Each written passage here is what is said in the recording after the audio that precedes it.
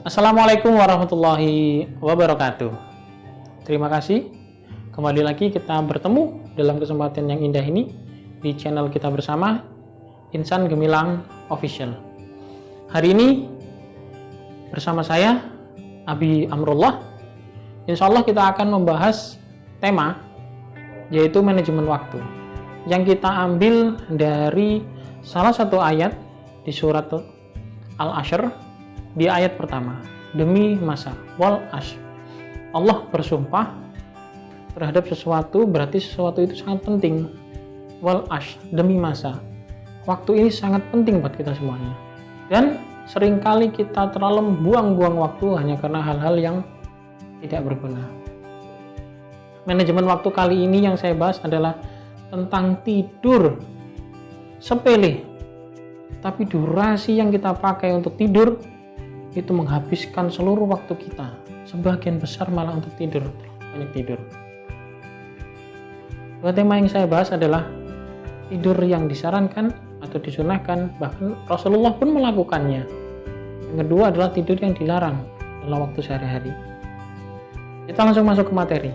Tidur yang disarankan bahkan yang dilakukan Rasulullah adalah yang pertama, Rasulullah itu tidurnya setelah sholat isya. Tidak lama, nggak perlu bergadang karena terlalu banyak hal yang kita buang-buang kalau bergadang setelah isya.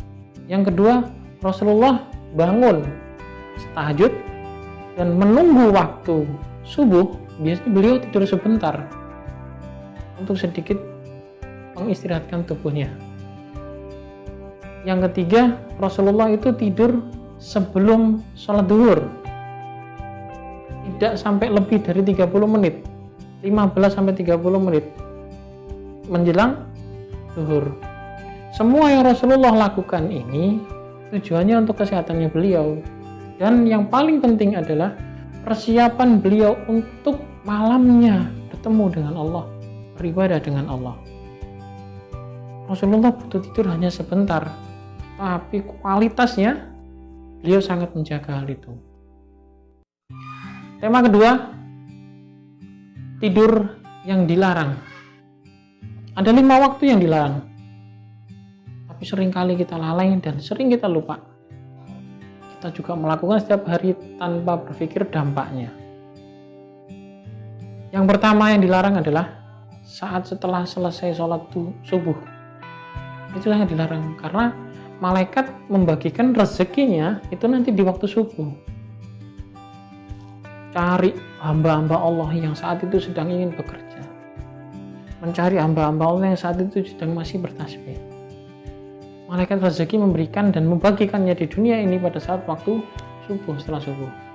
Jadi bagi mereka yang terlena dengan tidurnya di waktu subuh, dia menyempatkan kesempatan rezeki pagi itu datang untuk dia. Yang kedua, waktu yang dilarang adalah waktu duha. Jadi momen waktu duha dari jam 8, jam 7, biasanya juga ada orang juga melakukannya jam 7, maksimal jam setengah 11 atau mungkin jam 11. Ini waktu-waktu dilarang untuk tidur.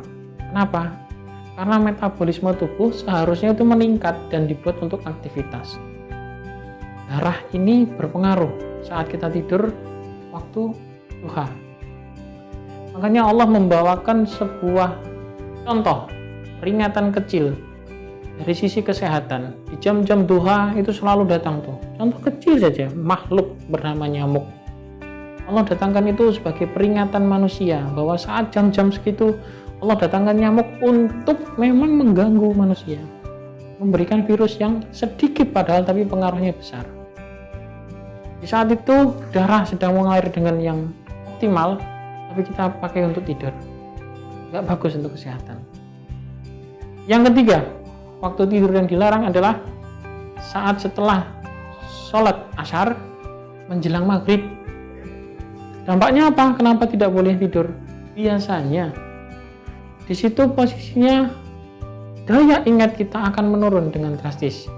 Orang akan gampang lupa, linglung, bahkan tidak tahu posisi saat dia bangun. Dia nggak ngerti saat itu jam berapa. Seringkali orang selalu linglung dan bingung. Dan inilah yang membuat dampak terbesar ke saraf-saraf otak, memori kita sedikit berkurang. Yang keempat adalah tidur setelah maghrib tapi sebelum isya. Kenapa? Itu dilarang karena setelah maghrib dan isya selalu dan hampir kebanyakan orang itu selalu malam menjadi bablas, isyanya hilang. Keberkahan Allah untuk menutup hari di sholat isya akan hilang karena kita tutup dengan tidur.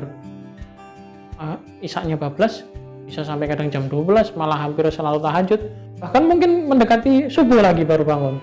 Kita kehilangan keberkahan hari itu. Padahal aktivitas satu hari dari mulai subuh sampai dengan maghrib kita sudah totalitas sebagai hambanya Allah. Tapi karena momen itu keberkahannya hilang. Yang kelima yang paling penting, ada satu larangan orang yang melakukan tidur larang sekali, yaitu setelah makan. Minimal 1-2 jam setelah makan baru boleh tidur. Kenapa? Karena biarkan perut ini fokus dengan tugasnya, jadi tidak terganggu dengan kita yang tertidur. Kalau tertidur, perut ini malah jatuhnya tidak bagus pencernaan kita. Dampaknya bisa ke ulu hati, ke jantung, ke paru-paru, bahkan mungkin ke area organ yang lain. Baik, singkat saja saya kembalikan materinya. Yang pertama, tadi tidur yang disarankan yaitu setelah sholat isya. Yang kedua, mendekati subuh setelah tahajud. Yang ketiga, menjelang zuhur disarankan. Yang dilarang yaitu setelah sholat subuh, di waktu duha jam 8 sampai dengan 11, menjelang sholat asar, menjelang sholat maghrib maksud saya. Terus yang keempat, menjelang sholat isya setelah maghrib, dan yang terakhir setelah makan. Terus hal-hal yang dilarang dan dampaknya ke badan, ke aktivitas kita hari-hari, gampang sakit, gampang capek, hilang keberkahan, dan juga kita sebagai orang yang gampang sekali pikun, linglung, bingung, dan kita nggak tahu mau ngapain. Sayang sekali bahwa waktu-waktu yang terbuang itu hanya dipakai untuk tidur. Aktivitas untuk pertemuan kita sama Allah jauh lebih banyak harusnya. Sayang sekali kalau hanya terbuang dengan tidur saja.